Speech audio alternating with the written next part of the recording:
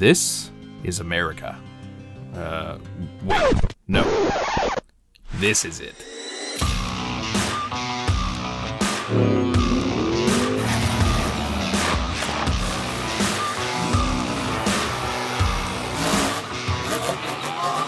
The land of pure excess.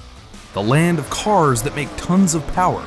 With terrible interiors. A land where we've been sticking engines that are way too big into cars that are too big as well. And we've been doing it for over a century. But somehow we never made a proper supercar. That is, until a man named Steve decided we really should. Today on Overdrive, this is the story of the fastest, nastiest, most unapologetic supercar America has ever built. The Saleen S7.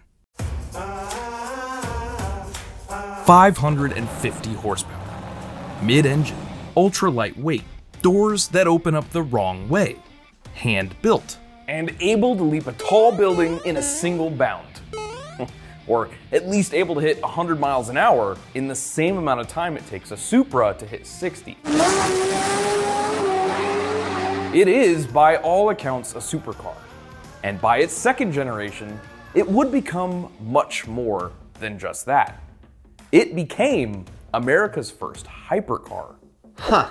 Trav, I think you're forgetting about the Vectors and the 4GTs. No.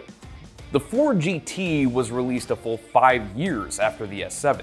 Unless you mean the GT40, which was never a production car. Both are absolutely amazing in their own right, but not America's first supercar. Earlier attempts either never made it to production, like the infamous Shelby Series 1, or were never produced in any real volume, like the truly insane-looking Vector W8. There were only ever 22 of those. Or less, if you only count the ones that actually ran. Finally, you can argue in the comments whether any Corvette, Mustang, or Viper reaches supercar status. The definition of supercar is a tricky one to nail down. What's the difference between a supercar and an exotic car? How about a hypercar? Technically, I think the Viper can be classified as an exotic sports car.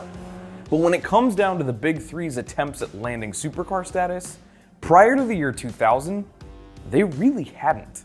The new C8 Z06 might, and the late Viper ACR with its record-setting 7-minute ring time definitely is. But the truth is, nothing like the S7 had ever come out of America. Which is frankly insane to think about. Americans, we don't like losing. Yet, in the 80s, there simply wasn't a truly fast car in the red, white, and blue. The Germans had the Porsche 959. The Italians had Ferrari F40 and a host of fast Lambos.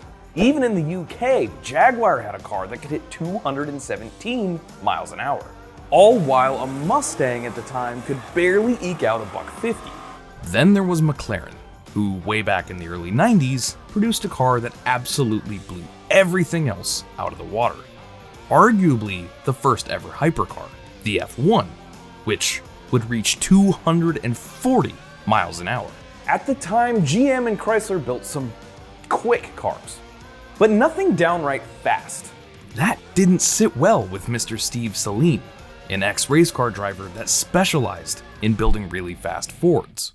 Born in LA shortly after World War II ended, this was a guy that seemingly stepped right out of elementary school and into the world of racing. Porsche racing, Formula, SCCA Trans Am. He was always behind the wheel. That's where he got the chops to dive headfirst into building his own cars, namely a totally awesome Mustang in the early 80s. From there, it was one fast Ford after the next, but then it all changed.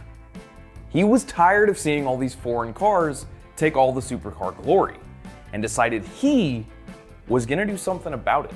But he didn't set his sights on something like taking down the NSX or the Porsche.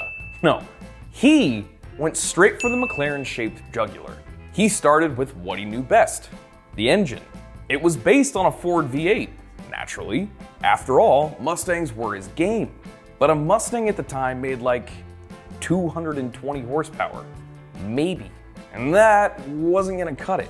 So old Steve bored it out from 5.7 liters to a whopping 7, giving the Windsor-based small block nearly the same displacement as most big blocks. Now, if you're not like me and you don't speak engine nerd, just know that that's insane.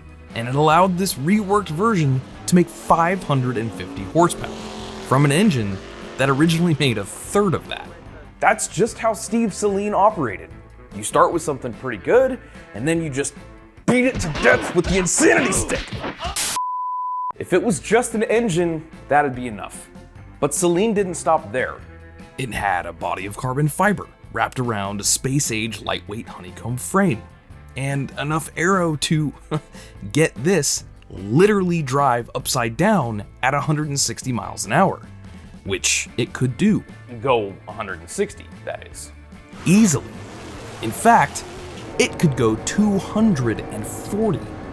On the inside, well, it's an American car that's really just a race car. You can't even move the seats, and honestly, it's a bit of a nightmare to drive. Since you can't see out the back, there's a rear view camera, and it's terrible. But who cares? This was a car meant to perform, and dear God, does it. When it rolled out into the sunlight, after years of prototyping in a top secret workshop, it really could hang with the new breed of hypercars, and was, by all accounts, a proper American supercar. And then it went racing. The S7R dominated its class at the 12 Hours of Sebring, and it would go on to take a podium at Le Mans. The car was showing a lot of promise in the racing world, but here's the thing. Saleen wasn't satisfied. 2006. The Porsche Carrera GT is being called the greatest car ever, but the reworked, more powerful S7, which came out in the same year, is somewhat unheard of outside of a few hardcore enthusiast publications and forums. I've gotta wonder if that's what motivated Saleen to rip out all the stops and build what is truly one of the wildest cars ever produced. With the addition of two massive Garrett turbos, the S7 was transformed from an untamable, insane road car into pure, unbridled fear on wheels. 700 horsepower, unlimited grip, steering that, to quote journalists of the time, put the Porsches to shame. So what does that mean? Well, think of a fast car, like a Lancer Evo 9. At the end of a quarter-mile sprint, the Evo 9 has an ET of 15 seconds and is doing about 100 miles an hour. The S7 twin turbo left the finish line behind nearly 4 seconds prior, cruising right past 160 after just 15 seconds, and keeps digging to its top speed of 250. That's the life. Meaning, the S7 had left the McLaren behind, and Saleen were now nipping at the heels of a little-known car called the Bugatti Veyron. Maybe you've heard of it. And by now, the world was starting to take notice. In no small part to it getting its moment on the silver screen. They used it in shows like Entourage, Bull Run, and the Knight Rider reboot. It was cool enough to earn a spot in Tony Stark's garage, and you can see one racing in the Need for Speed movie. But most importantly, God himself chose one as his chariot of choice in Bruce Almighty.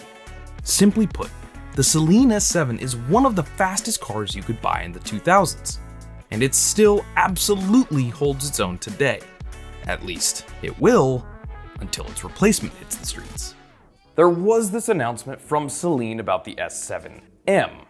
It was going to be the ultimate S7, with more than 1,200 horsepower, and aiming to take on McLaren once again, now that the P1 was reigning supreme. Then they announced in 2019 the S7 would come back again to bolster Saleen's launch in the Chinese market. This time, named the S7 LeMans, and now with over 1,500 horsepower and a claimed top speed of 298 miles an hour. One can only hope that car actually sees the light of day. For now, we've got the Saleen S1, a car that is actually a hell of a lot slower than the old S7. Like so many heroic tales, For the enthusiast, today's tale ends in a bit of a tragedy.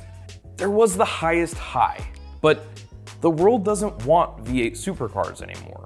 And Saleen as a company has ended up in a really weird place.